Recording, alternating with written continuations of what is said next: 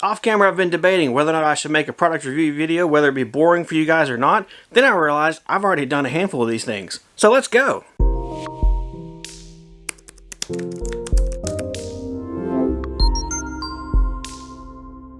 Hey everybody, my name is Sam and welcome back to Samcraft. In today's video, I'm going to be unboxing, installing, using, and 2 months later, which is today, giving you guys a review and my opinion of an electric heater for my workshop. This video goes hand in hand with another one I recently produced that is linked down below, and that is one where I talk about different heat sources or ways to heat your workshop, the pros and cons of each, and tell you guys what I went with. Spoiler alert, this is it. If you've not seen that video, there's a link to it down below. If you've already watched it and you're here because of that one, welcome all the same. With that being said, let's go ahead and jump into this thing. But first, we got to go back in time 2 months when I received the heater, unboxed it, and installed it. I want to be fully transparent with you guys to let you know that this heater was sent to me by HeatStorm in exchange for doing a video review feature of it, but being completely honest and open about my opinions and my experiences with it so far. The views and opinions expressed in this video are clearly my own, do not represent the company, and are in no way influenced by the fact I got this heater for free. I was set to purchase it with my own money regardless, so I'm not trying to sell you guys on a product that I myself would not have bought. We have here the HeatStorm brand 6,000 watt, 240 volt hardwired, heavy duty, wall mounted or ceiling mounted Wi-Fi enabled garage heater. Wow, that's a mouthful. This heater consumes between 3,000 to 6,000 watts of power. It runs off of 240 volts and draws about 25 amps of power from your source. It is Wi-Fi enabled, and with the smartphone app it allows you to control remotely the on and off functions, the temperature settings, timers, and everything else of the sort. With the included bracket, this heater can be mounted on the ceiling or the wall and comes with everything you need to install it, minus the wiring. Being a 20,000 BTU heater, this one does not come with a cord to plug into the wall. For that, I actually got a 4-wire appliance cord made for stoves and wired it up to the heater and plugged it into an outlet that was already existing in my workshop for a welder.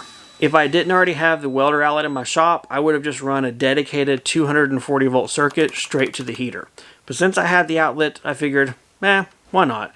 We'll put it here. If I like it, great. If I don't, I'll cross that bridge when I get to it.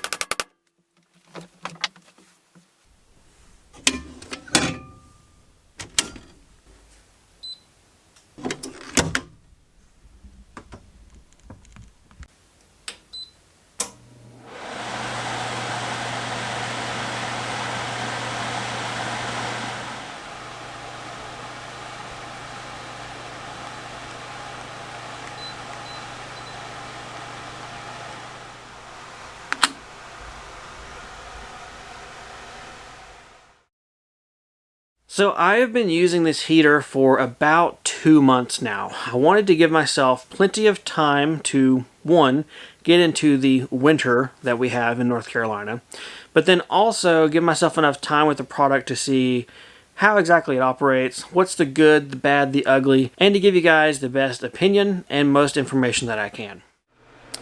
I'm up here on top of a step stool and I want to give you guys a real life listen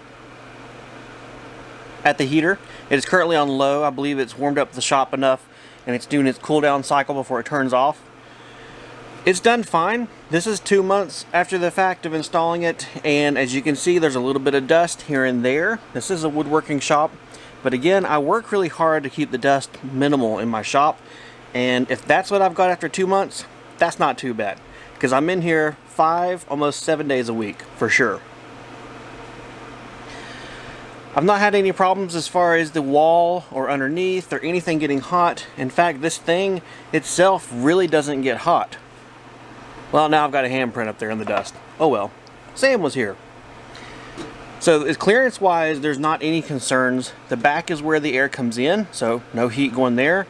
The heat comes out the front, but otherwise these sides of the cabinets, the top, the bottom, they're all cool to the touch.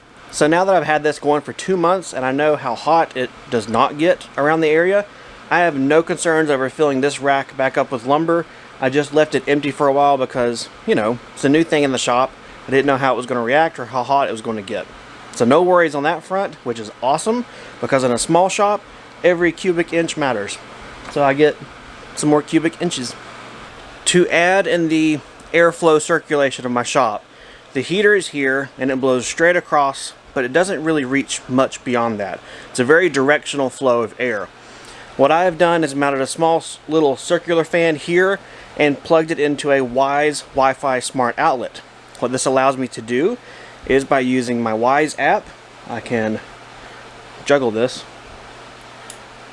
click it, and turn on my circulation fan. This points from this front wall down and over to where my workbench, another work area, is. That way. That little fan does great for taking the heat that collects up high, blowing it down, and kind of circulating the air this way. But that's not the only thing I put in place. Let me get down off the step stool and I'll show you guys one other dirty solution. The other thing I've done is put a box fan temporarily, although it's been a couple of weeks. I mean, hey, that's the way temporary goes, right? It's over there, it points up. I got it connected to a Wise plug as well, and that allows me to turn it on and off easily through my phone to circulate cold air up, hot air down, and just further mix the air in my shop so that I get better and more even heating. For someone that makes videos in their workshop, the fan noise of the heater sometimes bothers me. It does get picked up from the microphone, but it's easy enough to control on my phone or with the remote control that I know if I'm in here, I'm going to be doing some videoing, I can take the app here, and I can turn it down,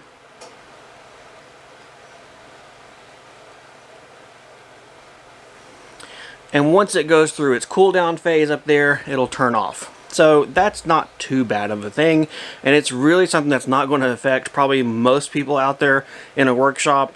They're not going to care about the fan noise because they're probably not making videos like I am. So let's talk about this app that you download and install for the heat storm. It is a generic name app. It's called Smart Life. I don't know if I like that or not. I'm not familiar with Smart Life at all as a smart device app. Maybe it's great and awesome. I don't know. Either way, it's worked fine for the heaters we have. I have one in my workshop. We have another one in my wife's soap making studio that's also a Wi-Fi heater. It's a different model. So it's cool to be able to open it up and you can control it from here. You got basic controls with the app. You can set the heat up and down. You can change the fan modes to low, high, or automatic. You can likewise change the brightness of the display on the heater, and you can set schedules or timers. In addition, you can turn it off if you want to. So that's all pretty cool.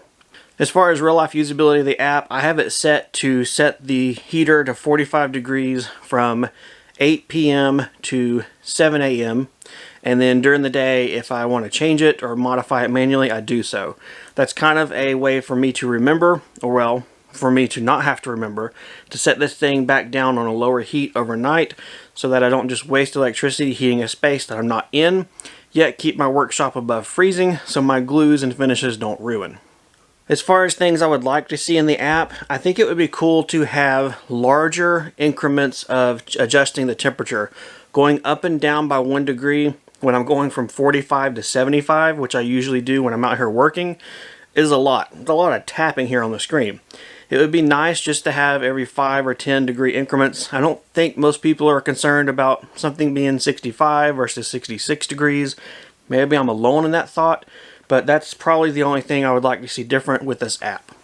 So 2 months down the road, what is the real, honest to goodness thoughts from Sam about this heater? It's pretty good. Actually, it's really good. My only complaint is the thermostat, how it's built within the housing. It doesn't really register the temperature of the room as accurate as I would like, but that's not a huge issue for me. I would love to see HeatStorm offer an external thermostat. Even something that we might need to wire in ourselves would be fine. That would really take the heater to a zero complaint perfect level in my book.